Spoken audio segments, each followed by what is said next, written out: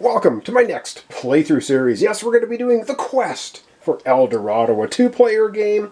It's basically a card-playing travel game where you have to go across the entire board. You're starting over here, we'll see that in a second, all the way to El Dorado. And in a two-player game, you get two meeples each, and you have to get both of them to El Dorado. If there's a tie, then there's some tie-breaking stuff that goes on.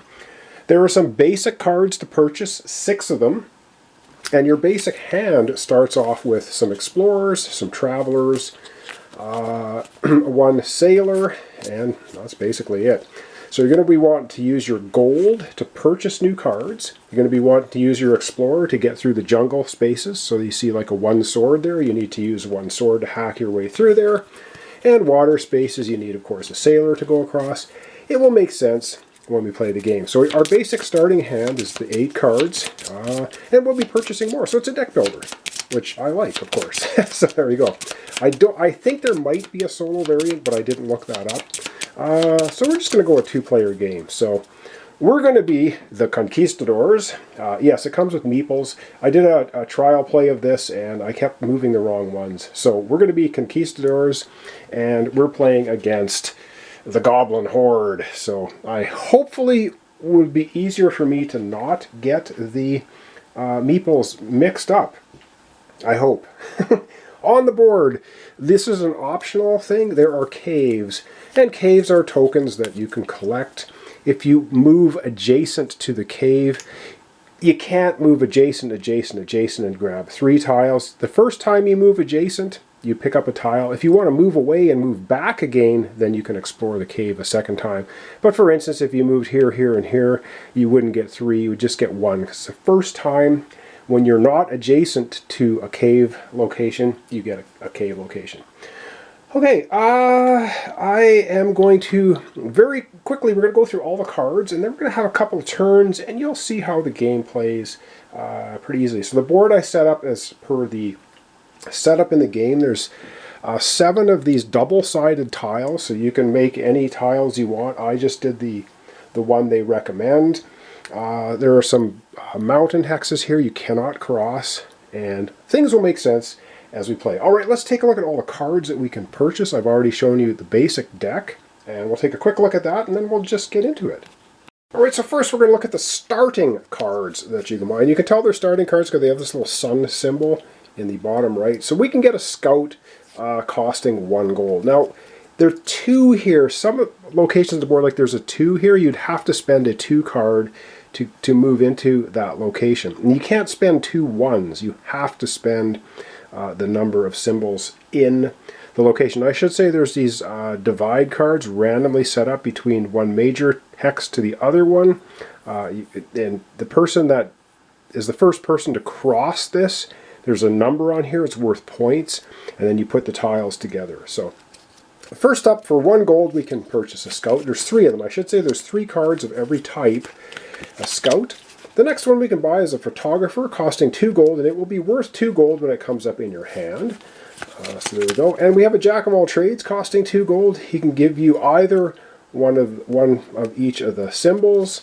So there's 3 of them. We have a trailblazer costing 3 gold, but he's allowed to hack through 3. Now, if you do have a 3, you can go like 1, 2, 3, or you can go 1, 2, 3. It's just you have to have at least as much sword ability to move in here as your card allows. So there's that. So there's 3 of them. There's also a treasure chest. You can purchase it for 3, and then when it comes up in your hand, you can discard it for 4. So it gives you kind of 1 extra gold if you want to go that route. The transmitter. You can choose any 1 card from the market.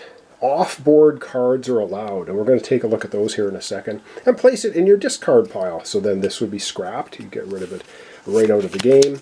And those are our basic cards. Alright, up next, let's take a look at all of the off-board cards, and I'll explain how they show up as part of the 6 cards as well.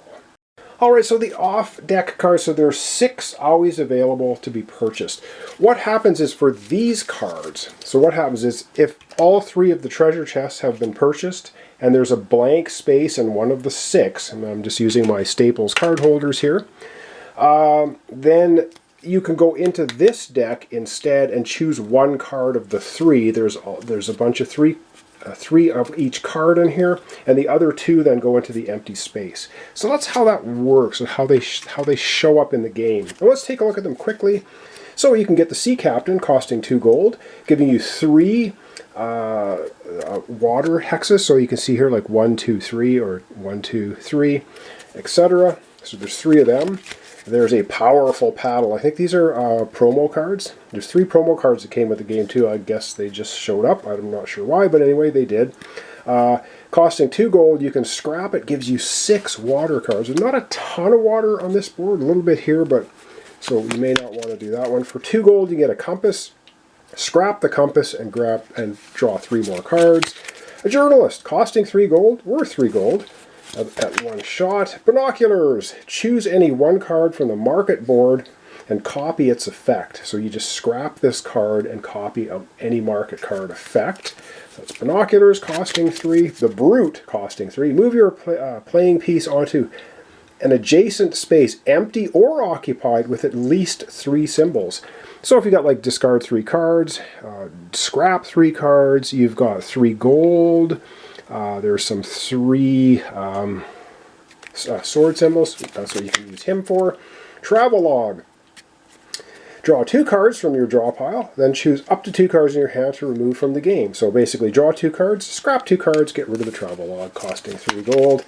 3 is a giant machete. Get rid of it and move 6 spaces along the jungle path, costing 4 gold. Cartographer, just draw 2 cards. There you go. Adventurer, I like this one, costing 4 gold. Either get 2, 2, or 2 of anything, 3 of them. The Scientist, costing 4. You draw 1 card, scrap 1 card. That's basically what it means. And we have the Prop Plane. Scrap the card to get either 4 of this, 4 water, or 4 gold, costing 4 gold. And we have the Millionaire, costing 5 gold, always shows up, worth 4. The Pioneer, costing 5, give you 5 jungle travel. The Native, costing 5, move on to any hex and just ignore. But you can't move into impassable terrain, but you can move on to any hex without playing what it has to say on the tile. All right, that's all of the cards that can be purchased in the off deck. So you know what? Let's have a turn each, or maybe a couple of turns each. They go very quickly, and I'll show you how it plays. All right, so I just randomly did the star space. So there's there's 3. There's a 1, 2, 3, 4. You can play a 2-player game, 3-player game, 4-player game. So 1, 2, 3, 4. When you play a 2-player game, you get 2 meeples each. So I've randomly assigned 2 and 4 to the Goblins, 1 and 3 for us, and we're going to be heading out. Now we do have a cave here. If we want to get adjacent to this cave, we can grab a token. They're all random. All right, let's begin. So I'm going to be shuffling, drawing out 4 cards.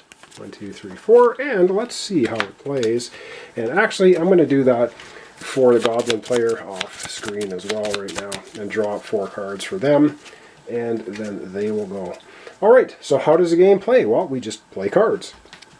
And when you play a card, you either have to use it for gold or what it says.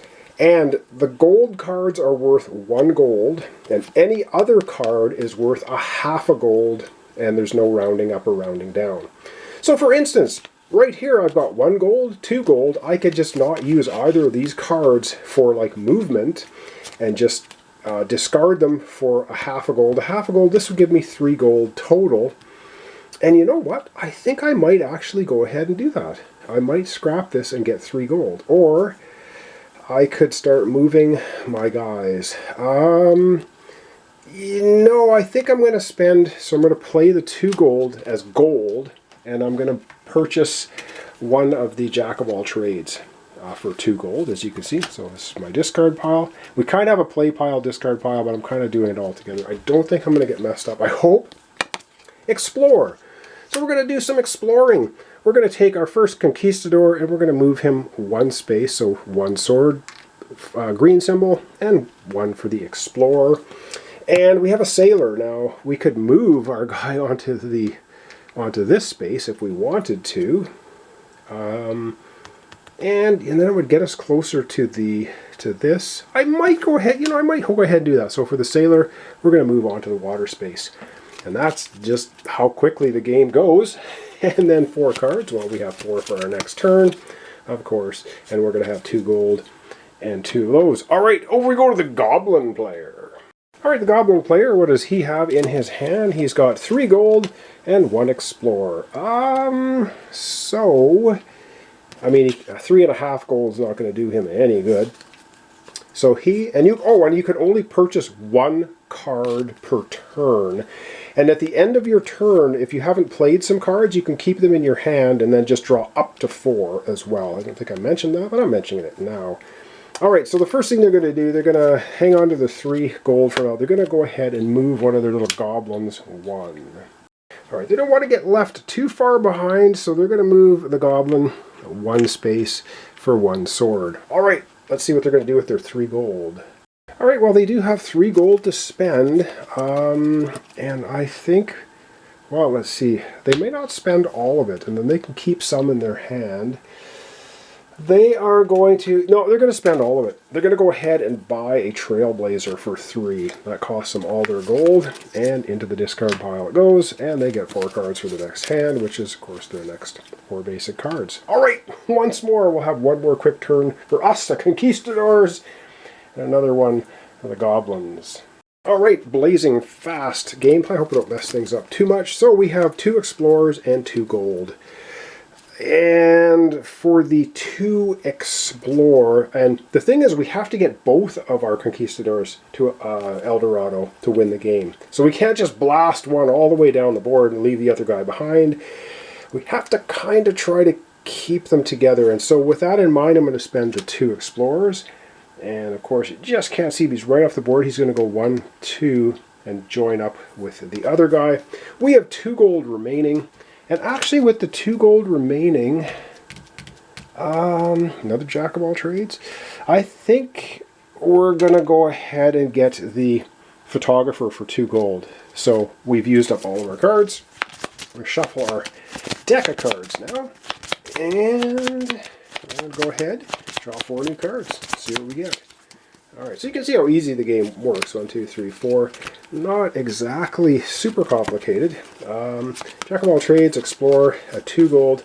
Ooh, so we have 3 gold. Alright, over we go to the Goblins.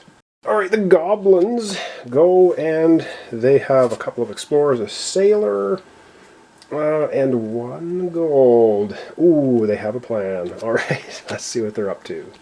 Alright, well, they've decided to leave one of their goblins hanging behind, so they're going to play their 2 Explorer cards. Well, actually, hang on 1 second. They're going to play 1 Explorer card to move this goblin here. Then they're going to play their Sailor card to move the boat into the water. Then they're going to play their 1 gold card to actually collect that, and that's worth points at the end. So this here gets removed. And it's worth 2 points at the end if there's a tie. If there's no tie, well, then it doesn't matter. And then when you do that, you just squeeze the 2 tiles together. And there you go. They have 1 more Explorer card, which they'll play, and they'll actually get their goblin moving up to try and backstab our Conquistadors. Alright, that's it for the Goblin player. We're going to shuffle up their deck of cards, and they're going to draw 4 more. Alright, so that's the end of the Goblin player's turn, and they've got some points already, but again, like I said, those points only come into effect if there's a tie, which means, oh, and it's equal number of turns as well. So because we went first as the Conquistadors, the Goblins do get a final turn. So if we all end up at El Dorado at the same time at the end of the game, then it's tiebreaker. Alright, and the 4 cards they have for next time is, they got their Trailblazer. Alright. Well, we're going to back the camera up. We're going to wrap it up for today. Alright, we're going to wrap it up there for today. So we got our Conquistadors kind of moving out. They got a Goblin way up in front, but they also got 1 behind. And yeah, the first one to get both of their meeples to El Dorado before the other team will win the game. If there's a tie, they both get there after an equal number of turns. And then you look at the tiebreaker, which is generally the border tokens that are going to be taken out. There's another one right here. It's actually a 1 sword, but it's only worth 1 point. So that will come out once we get there as well. Alright, so thanks so much for watching along. Thanks for your comments, subscriptions, and likes. This is the quest for El Dorado. We're just doing a quick little 2-player game. Not super complicated. I hope I don't mess things up. Check the comments, as always. So thanks so much for your support. Really appreciate it. Thanks for the views, the memberships, the subscriptions, the comments, the likes, dislikes. It all adds up and really helps out my channel. Thanks so much for that. And I hope you join me tomorrow for the continuation of the quest for El Dorado.